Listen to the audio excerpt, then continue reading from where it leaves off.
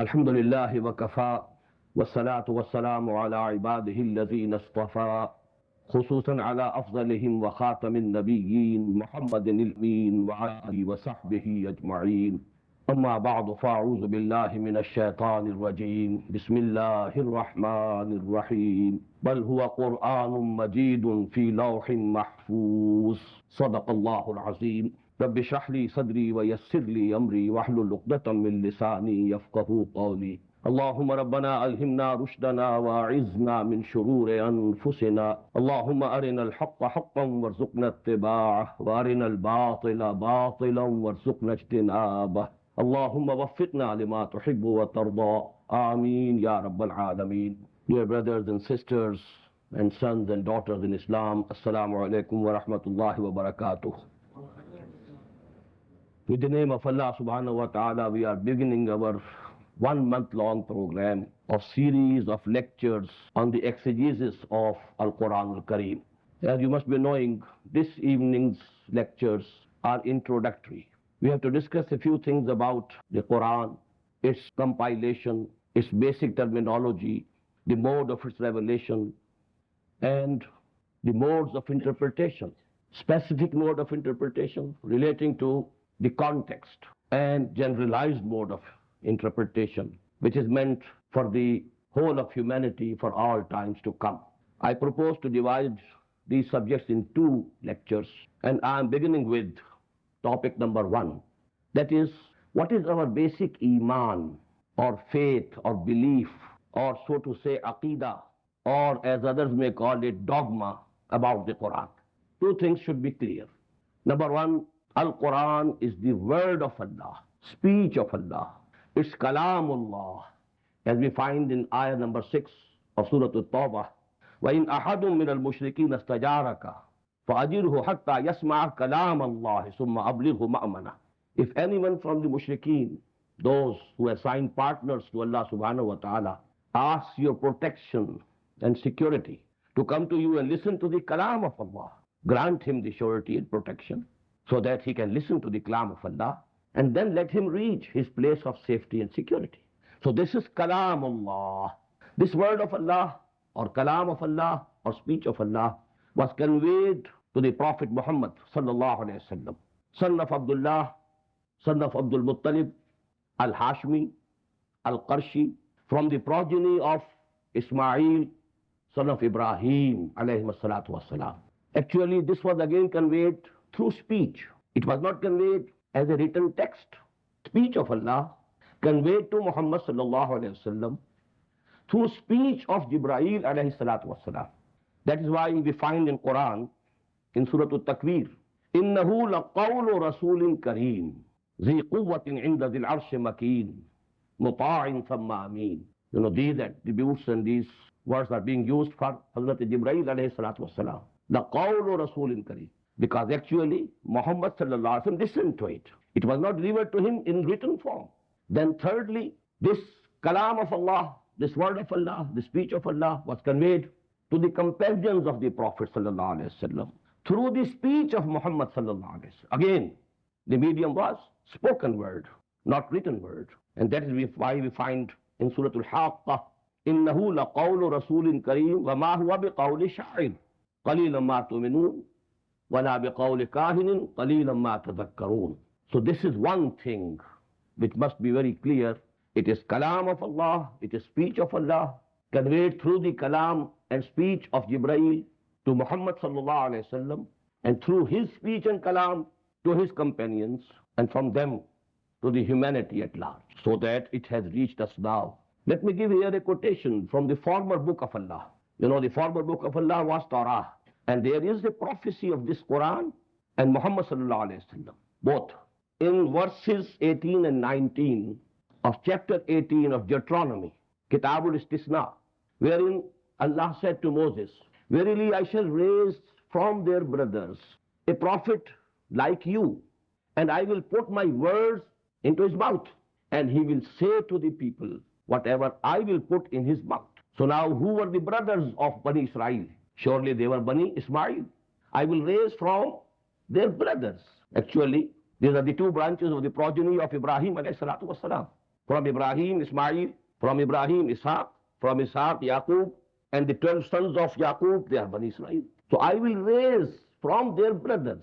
It cannot denote except Muhammad sallallahu alaihi wasallam. It cannot be applicable to any of the biblical prophets in no way. So this prophecy is very important because it is confirming the position of Muhammad sallallahu alaihi wasallam as well as that he will deliver the words of Allah. I will put in his mouth my word, and he will say to the people, tell the people whatever I put into his mouth. So this is the prophecy of Torah which came true in the person of Muhammad sallallahu alaihi wasallam, in the advent of Muhammad sallallahu alaihi wasallam, and in the coming down of this book, this final revelation of Allah subhanahu wa ta'ala. Now the second part of our dogma, but this word is not good, and I don't like the word aqidah also. Aqidah is a true representation of dogma. You will never find this word in Quran or Hadith, aqidah. This terminology has erupted later on, after the days of the companions. Iman, that's the basic term of Quran and Hadith and Sunnah. But we use these terms, so I'm also using the second most important, integral part of our aqidah about Quran is, or our faith, our belief about Quran is, that it is protected and preserved from any changes, alterations, any corruption of the text as well as of the essential meanings. There can be difference of opinion regarding interpretation, but the essential meanings will remain the same, and especially the text will not be corrupted. So what we have with us, this Quran, is exactly the same Quran which came to Muhammad sallallahu alaihi wasallam, and he delivered to his companions, radiyallahu ta'ala anhum ajma'in, and then they delivered to the tabi'een, and then it came to the tabi'een, and so on, generation after generation. Qurra, experts in the qiraat of Quran, taking Quran from mouth to mouth. Actually, this written word and written, shape of communication, it came later. Basically, Quran is kalam, and it was conveyed through kalam, and it was propagated through kalam. But let me quote here 3 ayat, which are very important, regarding the preservation and protection of this book, which must be an integral part of our faith and iman. If a Muslim has any doubt about the preservation or protection of Quran, actually something is wrong with his iman. Maybe, I don't dare say, but maybe he's outside the pale of Islam. If he doesn't believe that this Quran is mahfuz, because it was guaranteed by Allah subhanahu wa ta'ala. So I'm giving you 3 ayat of the Quran. In Surah Al-Qiyamah, Allah Ta'ala said to the Prophet sallallahu alayhi wa sallam, لا تحرك به لسانك لتعجل به إن علينا جمعه وقرآنه فإذا قرأناه فاتبع قرآنه ثم إن علينا بيانه. These are 4 very important ayat of Surah Al-Qiyamah. When Quran was being revealed to the Prophet sallallahu alayhi wa sallam, he used to exert himself to remember it, lest he should forget any word. He knew the responsibility. The word of Allah is coming to me, and I am the custodian of the word of Allah, and I have to convey it to the humanity, lest I should forget any word. So he was exerting himself, repeating and repeating and repeating, so that he could learn it correctly by heart. So Allah subhanahu wa ta'ala assured him, لا تحرك به لسانك. Don't take this exertion, and don't move your tongue speedily with this book so that you can remember it very soon. Inna alayna jam'ahu wa Qur'ana. It's on us. We are responsible. We take the duty. We take the responsibility. You rest assured. Inna alayna jam'ahu. We shall compile it, and jam'ahu wa Qur'ana, and then we shall make you read it. So actually this Quran was stored in the heart and chest of Muhammad sallallahu alayhi wa sallam by a special act of miracle of Allah subhanahu wa ta'ala. Why? Because the human effort was taken away from the Prophet sallallahu alaihi wasallam. You need not take this exertion. We'll do it for you. Inna alayna jam'ahu wa Qur'ana. فَإِذَا قَرَأْنَاهُ فَاتَّبِعْ قُرْآنَهُ.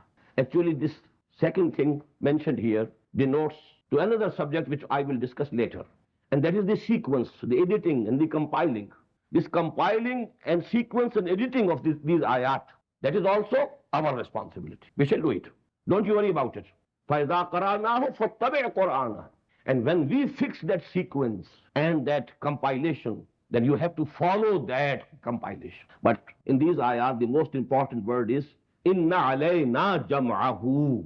To collect it, that's our responsibility, because in Arabic, the harf jar, the preposition ala means a responsibility on someone. Al-Qur'an hujjatun laka aw alayka. Ala is the responsibility. Inna alayna jam'ahu wa qur'ana. فَإِذَا قَرَأْنَاهُ فَاتَّبِعْ قُرْآنَهُ ثُمَّ إِنَّ عَلَيْنَا بَيَانَهُ. Both of these responsibilities we are taking on ourselves and absolving you, O Muhammad sallallahu alaihi wasallam. Now the second ayah is the ayah number 9 of Surah Al-Hijr. Inna nahnu nazzalna zikra wa inna lahu lahafizun. It is we who have made this Quran descend. Inna nahnu nazzalna zikra. And what is this Quran? Az-zikr, the reminding, the remembrance. Because the iman in Allah is there in the heart of every human soul, in the spirit. Because the spiritual souls come from Allah. يَسْأَلُونَكَ عَنِ الرُّوحِ قُلِ الرُّوحُ مِنْ أَمْرِ رَبِّي. Quran comes, and all the books of Allah came to remind us. We have just forgotten it. We are not paying attention to it. Only it's a reminding, az-zikr. Inna nahnu nazzalna zikr. We have made this zikr descend upon you, O Muhammad sallallahu alayhi wa sallam. Wa inna lahu lahafizun. And we are its protectors. We shall protect it. This is guaranteed by us. Don't you worry, Muhammad sallallahu alayhi wa sallam. It's not your duty. Inna lahu lahafizun.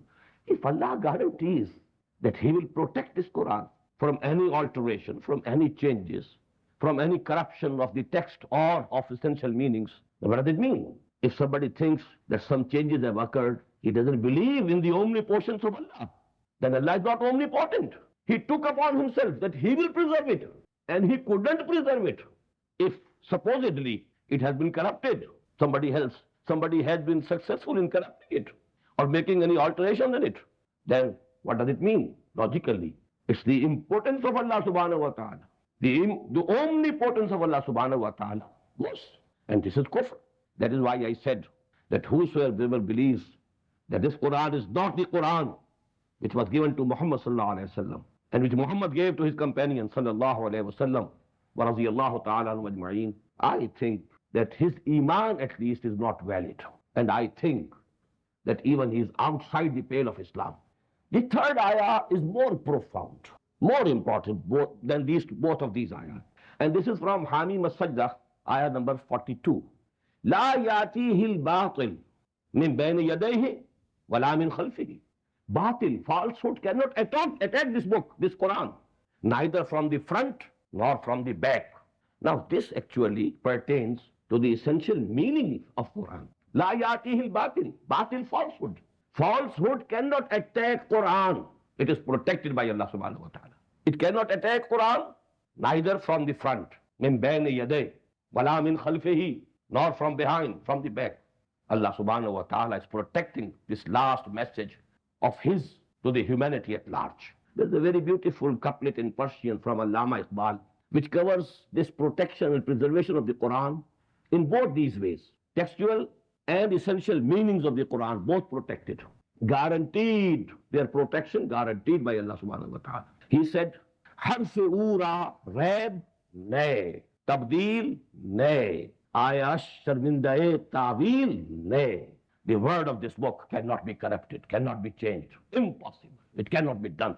And there can be no wrong interpretations of the ayat. The ayat are so self-sufficient, so self-protecting themselves that batil cannot attack them.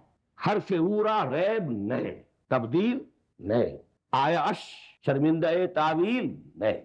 Now I go to the second part of the discourse today. The original Quran, where is it? What we have actually are the attested copies of the Quran. This is not the Quran that we read. This is Musaf. Where is the original Quran? Let me quote 3 ayat from the Quran. Bal huwa Qur'anum majidun fi lawhim mahfuz. This Quran, this sublime Quran, is in the preserved tablet, lawh mahfuz. Actual Quran is there. The original Quran is there. This is from Surah Al-Buruj.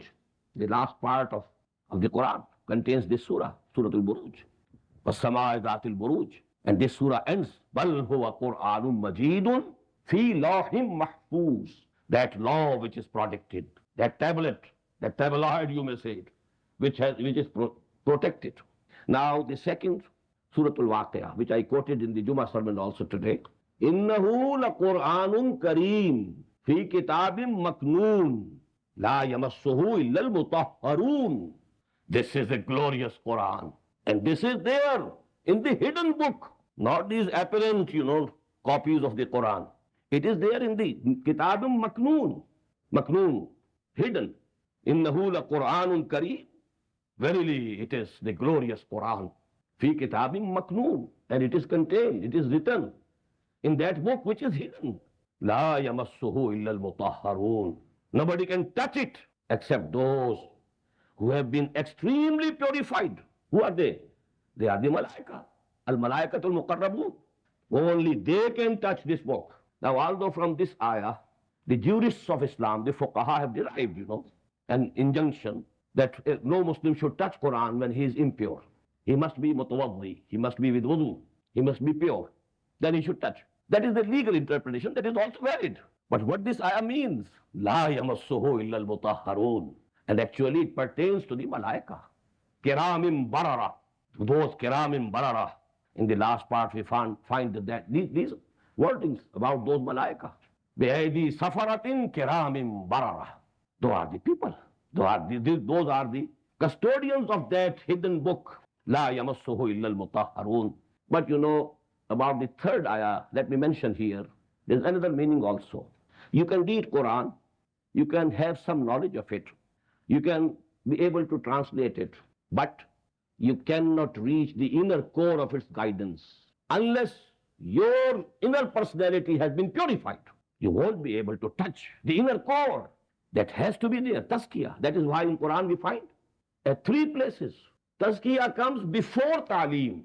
هو الذي بعث في الأميين رسولا منهم يتلو عليهم آياته ويزكيهم ويعلمهم الكتاب والحكمة. First there is tazkiyah, purification of the souls, purification of the intentions of men. And then if you approach Quran, you will be able to approach its true spirit, the inner core of its meanings. Otherwise you will just be going round and round. You won't be able to touch the inner spirit of the Quran.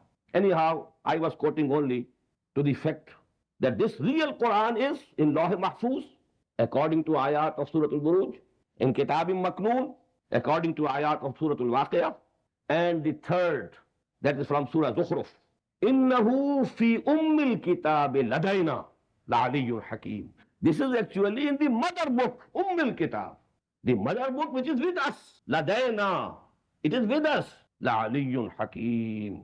It's very high, very exalted, and profound wisdom is there in it. So actually the real book is with Allah. The real book, the real Quran is in the custody of the Safaratin Kiramin Barara. Only they can touch it. What actually we have, so to say, are the attested and certified copies of that real book. Now from that protected tablet or the hidden book, now started the coming down of this Quran. And there are 2 phases of the coming down of the Quran. Because we find in the Quran 2 verbs from the same root. Nazala yanzulu means to descend. Anzala yunzilu, somebody makes something descend. Nazzala yunazzilu, again the same meaning. Somebody making something else descend. But what's the difference between anzala yunzilu and nazzala yunazzilu? Anzala yunzilu inzalan, making something descend immediately, at once, one piece, in one movement. And nazzala yunazzilu tanzilan, making something descend gradually, bit by bit, after intervals. As you know, these are 2 words, i'lam and ta'aleem. What is the i'lam? To bring something to the notice of someone. That's all. It has come to your notice, that's all. But ta'aleem means to teach something, to hammer something into the understanding of that person. And it has to be gradual. It has to be a continuous and perpetual process. So inzal, sudden coming down. And tanzeel, coming down of Quran, gradually, bit by bit. Now these 2 words mostly you will find in the Quran, that in Laylatul Qadr, inna anzalnahu fi Laylatul Qadr. Here it is inzal. Anzala yunzala inzalan. Anzalnahu. In the same way we find in Surah Al-Dukhan, inna anzalnahu fi Laylatin Mubarakah. That sacred, that night, Laylatul Qadr, the glorious night of glory. It was wholesome, in one piece made to descend. But where? I'll discuss it later. But about Muhammad sallallahu alayhi wa sallam, we find mostly the word comes tanzeel. Nazzalna alayka al-kitab. We have made this book descend upon you gradually, bit by bit, part by part. Rattalnahu tartila, nazzalnahu tanzila. It is tanzeel. So what's the difference? The only interpretation that seems to be logical and more acceptable is that the whole Quran descended, was made to descend from that hidden book, from that preserved and protected tablet, to the heaven of the earth. As-sama dunya. It came down. It came down in 1 month, that is Ramadan. Inna shahru Ramadan alladhi unzila fihi al-Quran. Here again we find that the same word anzala yunzilu, unzila, that is majhul of the same word. And the Laylatul Qadr or Laylatul Mubarakah, that is also in that shahru Ramadan. So in that night, the whole Quran was descended down to the heaven which is most proximal to the earth. And from there, it came down to the heart of Muhammad sallallahu alaihi wasallam, bit by bit, piece by piece, gradually. And this descending, the second descending, that was the first descending, one piece total. Inna anzalnahu fi laylatil qadr. Inna anzalnahu fi laylatil mubarakah. Shahru Ramadan alladhi unzila fihi al-Quran. But on Muhammad sallallahu alaihi wasallam, everybody knows that its descending, its revelation was completed in about 23 years, bit by bit, surah by surah, ayah by ayah. Sometimes a complete surah was revealed. But mostly a few ayat and then a few ayat. And the Prophet used to tell the companions, keep these ayat, place these ayat after those ayat of the particular surah. So that is how it was being compiled. I will come to that subject later. But I have given you that the real book of Allah is in the Lawh Mahfuz. It is in the Kitab Maknoon. It is Ladayna. It is with Allah. Innahu fi ummil kitab. The mother book is with us. And what we have, they are the attested or certified copies of that book. That book was descended, made to descend once, whole, one piece in Laylatul Qadr of the month of Ramadan. But then later on, from there, Jibreel alayhi salatu wassalam descended this book, revealed the parts of this book gradually, bit by bit. Now, what was the time of its revelation? Time and space complex, there should be a background. When was this book revealed? Because you must know the environments, the conditions. What was the state of humanity at that time? At what level of consciousness most of the people were at that time? So actually time and then space. Where it was revealed and when it was revealed. And that is what I, denoted to in this brochure, the time and space background of the revelation of the Quran. That's very important, must keep it. So time is from the year 610 of the Christian era to the year 632 of the Christian era. 22 years according to the solar calendar. But according to the lunar calendar, they become approximately 23 years. You must keep, that time factor in your mind. And now let us proceed to the next. Where was it revealed? Very important. Had it been revealed in Iran, it would have discussed the same things, but in different way. Because in Iran, in Persia, you had philosophy, you had logic. And Quran should have addressed the people at the same level of consciousness at which they were practically at that time. But Quran has selected its own mode, its own style, and that actually we can appreciate by keeping in view the place where it was revealed, the people who were the first addressees of this Quran, to whom this Quran was addressing primarily. It was revealed in a small part of the Arabian Peninsula, not the whole of Arabian Peninsula, mind it. The Arabian Peninsula is divided into 3 parts vertically, north-south. There's a small strip. At some places it is 5 to 10 miles. There's some places 30, 60, 40 miles wide. It's plain, along with the western coast of the Arabian Peninsula, the coast of Red Sea. Then there is Al-Hijaz. Al-Hijaz actually is a mountainous region. There are mountains. And Hijaz, Hajiz means something which intervenes between 2 things. So actually this Hijaz is intervening, dividing the Arabian Peninsula. On the east side of Hijaz is Najd. It's a plateau. But on the western side is plain. That is called Tehama. And intervening between the 2 is Hijaz. Now Makkah is the city of Hijaz. Medina is the city of Hijaz. Taif is the city of Hijaz. But Jeddah is a city of Tehama. Rabigh is the city of Tehama and so on. And even Tabuk, that's the northern tip of Hijaz. The same mountainous range going on. It's like, a rampart. It's a wall separating the two parts, the Najd from Tehama, and this is Hijaz. So please note that Quran was revealed, nearly all of it in Hijaz. Although there were some very few expeditions of the Prophet ﷺ in Najd also. But they are very few, very negligible. Maybe when he went to Najd, maybe some ayat were revealed during that journey. So they will become an exception. But mostly the 2/3 of the Quran is Makki, Meccan surahs. It was revealed in Makkah. Because for about 10 years, Muhammad ﷺ never stepped out of Makkah. He was preaching and teaching and conveying the message to the people of Makkah. It was only after the 10th year, after the beginning of Wahi, when Abu Talib died, his protection, the worldly protection, when it was gone, then he had to seek for some alternate base, and he went to Taif. Again, Taif is also a city of the same Hijaz. So actually all this part of Quran, 2/3 part of the Quran is composed of the Makki surahs. So that was revealed in that area, Makkah, Taif, and its surroundings. And then Medina is again a town, a city of the same Hijaz. So mostly Quran was revealed, if not all, at least mostly it was revealed in Hijaz. But there is a very interesting exception, except 2 ayat. The last 2 ayat of Surah Al-Baqarah, آمن الرسول بما أنزل إليه من ربه والمؤمنون إلى آخر السورة. These were revealed not on earth. They were given to our Prophet ﷺ when he went to Mi'raj, Isra, and they were given there at the 7th heaven to Muhammad ﷺ as a gift, as a present to the Ummah. Take it. That is the present of this, you may call it, that is for remembrance of this event.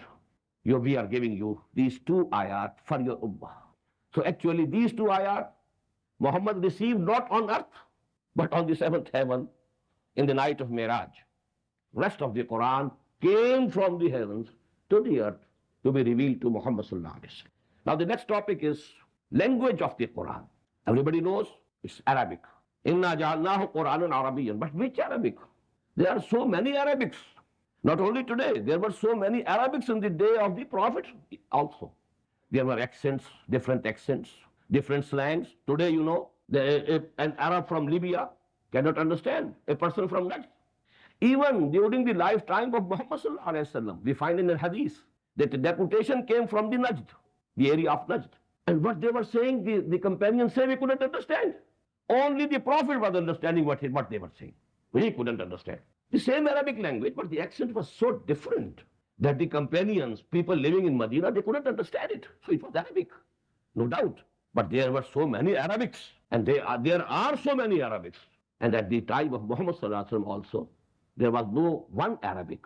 But which Arabic is the language of the Quran? It's the Arabic of Hijaz, to say it generally, but not of Hijaz also.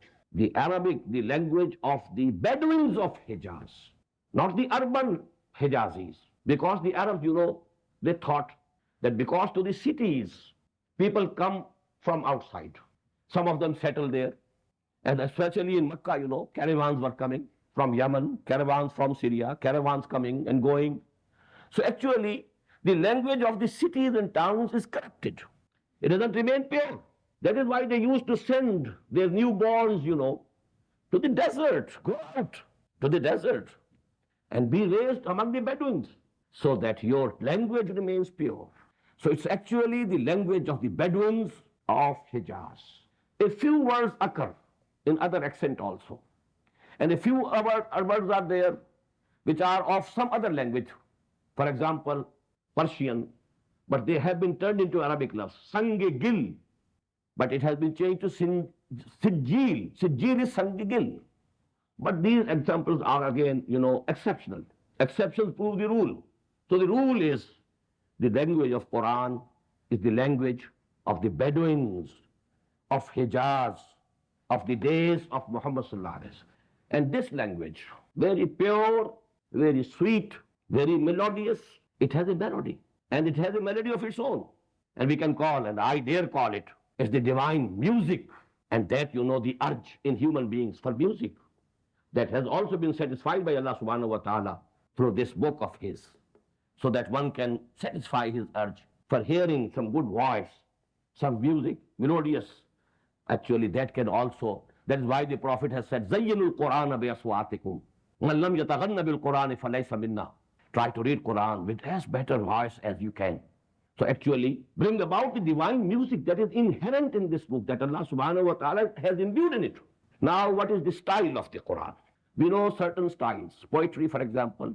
Then prose, we have different types of proses. Essays, books, which consist of chapters. Quran doesn't fit in any of these definitions. First of all, we know it. Quran has several times, Allah subhanahu wa ta'ala has said, it is not poetry. وَمَا عَلَّمْنَاهُ الشِّعْرَ وَمَا يَنْبَغِي لَهُ. We have not taught poetry to our Prophet sallallahu alaihi wasallam. And poetry is not worthy of him. It's something below his level. So it's not poetry. But please mind, today we have a special form of poetry, and that is called blank verse.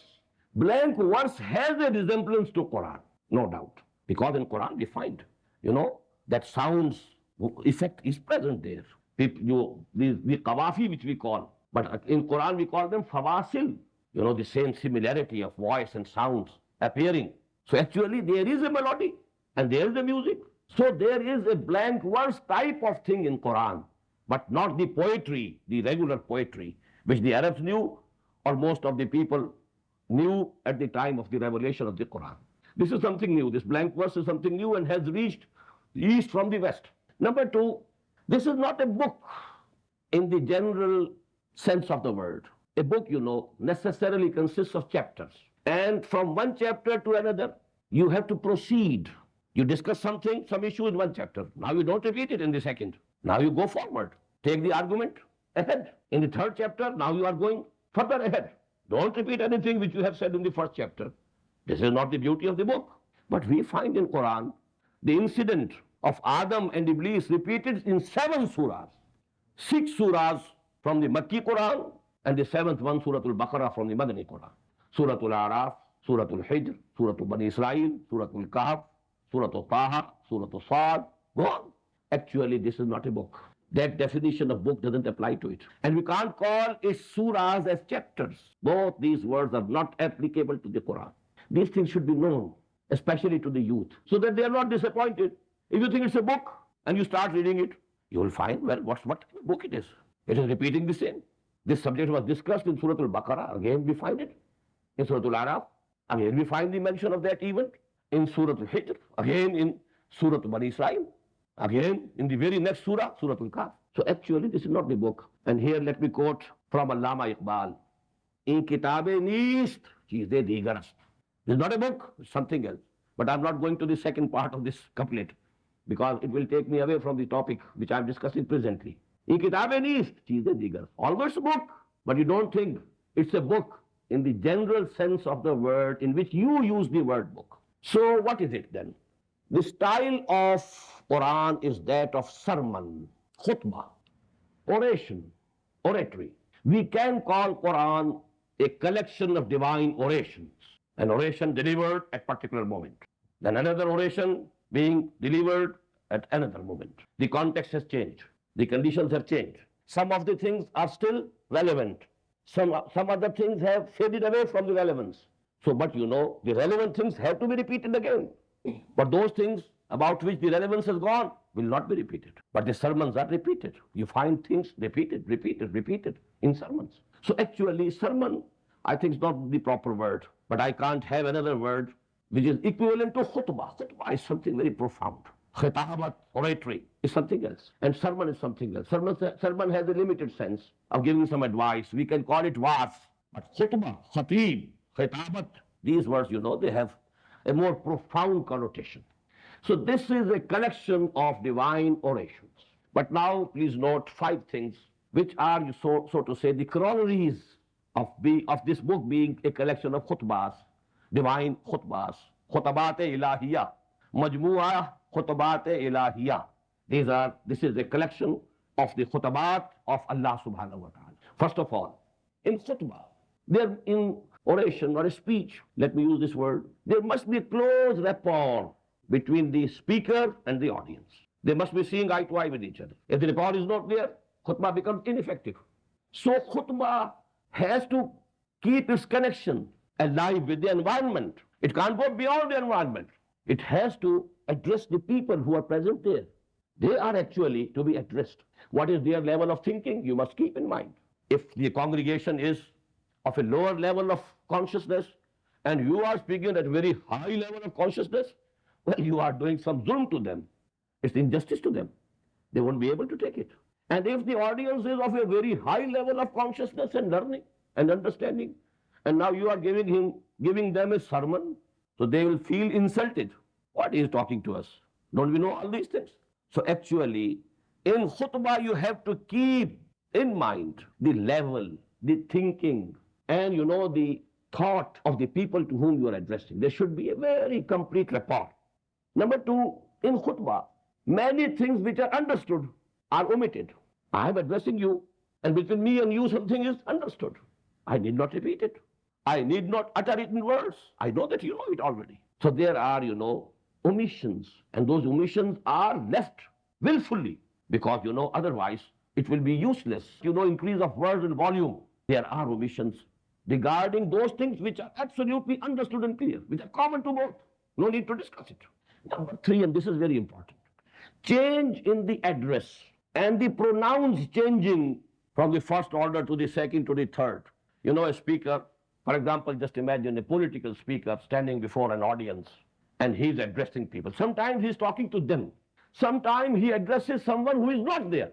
In the times of Ayub Khan, people were addressing Ayub Khan. Ayub Khan was not there in the audience, in the congregation, in the meeting, but they were addressing. They were addressing Bhutto. Bhutto was not there. But one who is not present is being addressed as if he is present in the second grade of pronouns, although he belongs to the third grade. He is not there. And sometimes those who are present are supposed to be not present. And you are talking in generalized terms, although you are addressing them, but you don't address them directly, but you omit that. So actually that's the beauty of the sermon, and that is the literary beauty of the sermon. And number four, in a khutbah, there should be appeal to both the intellect and the emotions of man. You have to address the man wholesome, not in pieces. When you are writing a book on philosophy, you are appealing only to reasoning and intellect, not to emotions. If you write something emotional in a book on philosophy, well, you fail. You are not doing your job, actually. And if in some vase, now you are discussing high philosophy and logic, you are doing something wrong. But when you are addressing a man, now every man has some intellect, some understanding. It might be high, it might be low, his understanding. And then every man, he or she, male or female, has emotions also. That is part and parcel of our personality. So a khutbah has to move both. It is appealing to both to the mind and to the heart. It's addressing the intellect as well as the emotions of the audience. Finally, in khutbah, and this is common between khutbah and sha'r, in ghazal and qasida also, the beginning and the end, they are most important. If a khatib has started his lecture in a way that he absorbs the attention of the audience, he's a successful speaker. And if not, well, he will go on talking and people will be thinking this way or that way, seeing this way or that way. You have to get their attention absorbed towards you. So the beginning should be absorbing. It should be, which will take the attention of the people towards you. Focus the attention of the people towards you. And then in khutbah you discuss something to the left, something to the right. You have appealed to the intellect at one time, and you have appealed to the logic or emotions at the other time. But in the end, then again there should be some profound and complete message should be delivered. Because the last impression, that is the actual impression. That is to last, the final impression. So that is why we find in Quran the khawatim and fawatih. Fawatihu suwar, khawatimu suwar. In most of the surahs, the beginning, it's very majestic, glorious, in a special way. And endings are also in a very profound way. Khawatim of Surah Al-Baqarah, the three ayat. Fawatih of Surah Al-Baqarah. Fawatih, the beginning ayat of Surah Al-Imran, and the ending ayat of Surah Al-Imran. Go on and see. You will find that both these, and in ghazal and qasida also, you have definite terms. This is maqta, this is matla. The first, the couplet, if it absorbs you, then actually you are a successful poet. and then the maqta. Maqta mein aap padi hai sakun gastarana baat. The maqta should be very powerful. So actually that also applies to khutbah, that the beginning and the end has to be more effective, more profound. Now I come to the next topic, synthesis and basic constituents of the Quran. You know, every language consists of, in final analysis, the alphabets, A, B, C, D, Alif, Ba, Ta, Sa. Arabic has also its own alphabets. Then the alphabets, they go to make words, words of two kinds, meaningful, meaningless, muhmal, kalame, mufid. Then words are joined together, complexes. But there are complexes which are complete sentences, and there are complexes in which a sentence is complete. It gives this meaning fully. Independent of any other thing, it can convey its own meaning. It's a sentence. And then you join together the sentences in the form of an essay or so on. But all this terminology is not applicable to the Quran. Although the letters are the same. Alif, Ba, Ta, Sa, Jim, Ha, Kha. But when these letters go to make words, and then when these words are joined together to make ayah, you can't call ayah a sentence, you can't call ayah a verse. None of these two words is applicable to ayah. The final unit of Quran is ayah. Ayat is the plural, ayah. What is ayah? Ayah means in Arabic a sign, a symbol, a sign for something. You see something, and at once your attention is drawn to another thing. You remember something, it's sign. Symbol. Symbol denotes something. You see a symbol, and your mind is attracted towards something, turned towards something. So actually, the ayat of Quran, they are the signs and symbols of divine knowledge and wisdom. No word can be substituted for the word ayah. Must keep this word. Neither sentence, nor nothing, nor verse, no vocabulary is applicable. Now, we find ayat in the Quran consisting of mere letters, separated letters. Ha, Mim, we don't know the meaning. Alif, Lam, Mim, pronounced separately. Huruf-e-muqatta'at. But this is ayah. One letter is not an ayah. There are 3 places in the Quran, 3 surahs, which start with one letter. Qaf wal-Quran al-Majid. Ayah is not at Qaf. It is Qaf wal-Quran al-Majid. Now it's the first ayah. Noon wal-qalami wa ma yasturun. The ayah will end at yasturun. Sad wal-Quran is this dhikr. So one letter doesn't comprise an ayah. But there are ayat comprising 2 letters. Hamim, Tasin, Taha, Yasin. 2 letters, but this is ayah. Then there can be ayah of one word. Walas. Although it's a complex. Harf jar and majroor. But actually, commonly we should say it's one word. But what does it mean? Walas. It is not giving you anything. What's the meaning? It's an oath. You are swearing by the time. But on what? Unless there is muqsam alayh, along with the muqsam bihi, you don't understand what the speaker is trying to say. But it is an ayah. Then there are ayat which consist of complete sentences. Innal insana lafi khusr. Complete ayah and complete sentence. Then there are ayat which have more than 10 sentences in one ayah. Ayatul Kursi.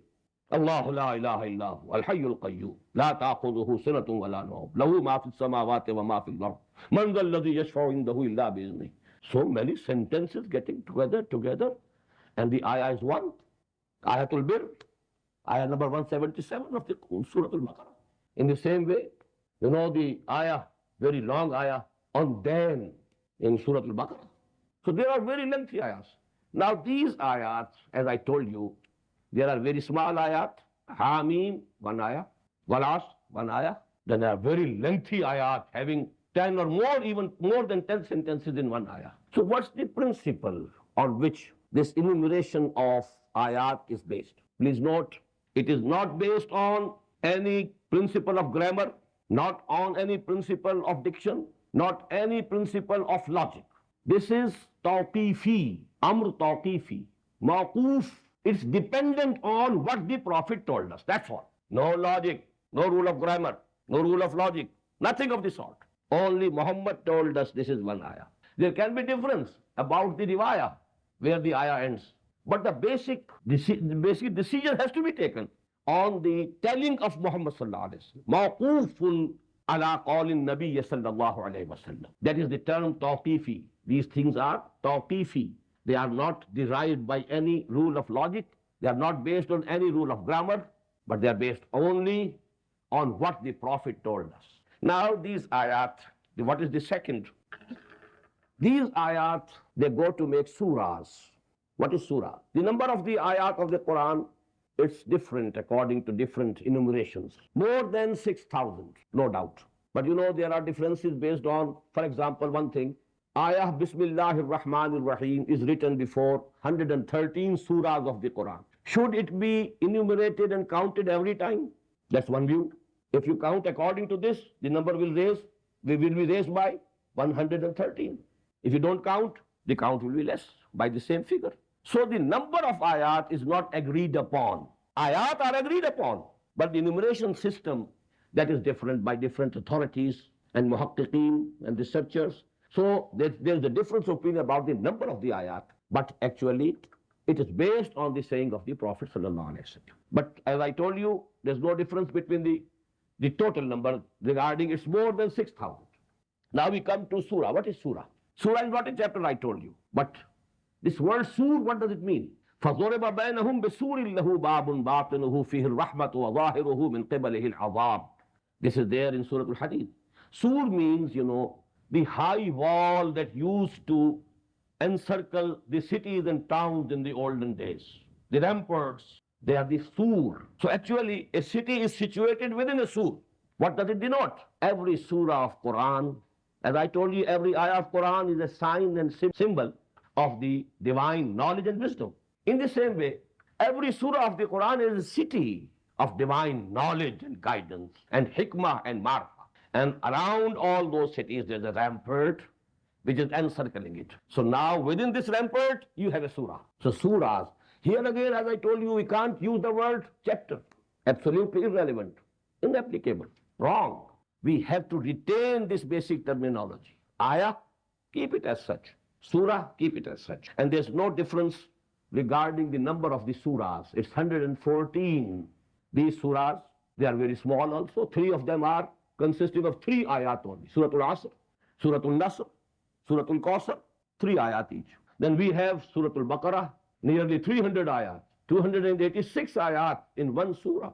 So they are small. Just as the ayat are small also, large also, big also. In the same way, surahs are very big also and very small also. Now the third thing that we find in the days of the Prophet, third term is Hizb, Ahzab, which we nowadays call Manzil, Manazil. These surahs were grouped together so as to make nearly equal 7 parts of the Quran. Because in the days of the Prophet and the days of the companions, they used to complete the reading of the Quran every week. For that they needed, that Quran should be divided into 7 parts, so that you read and recite one part in one night, the second one in the second night, the third one in the third night, so that you are completing your qiraat and your tilawah of the Quran in 1 week. Every week you are doing it. So for that purpose, these surahs were grouped. And there's a great beauty in these surahs, because this, figure was present in the days of the Prophet and the companions, sallallahu alayhi wa sallam, radiyallahu ta'ala anhum ajma'in. So it's beautiful. There's nothing wrong about it. Because we find that there is a gradual increase of the number of surahs in these hizb and manazil. Leaving alone Surah Fatiha is actually the bacha, the preface of the whole of the Quran. Then the first manzil or hizb consists of 3 surahs. Second, 5. Third, 7. Fourth, 9. Fifth, 11. Sixth, 13. And then the multiple of 13, 65 surahs in Al-Hizbul Mufassal. The last hizb, the last manzil of the Quran consists of 65 surahs. But the beauty of the numbers is there. So actually, this topic has not been completed. I'll be discussing it, inshallah, in the second lecture also. And in the second lecture, then we have to proceed to some more important aspects of our discussion today. أقول قولي هذا واستغفر الله لي ولكم ولسائر المسلمين والمسلمات.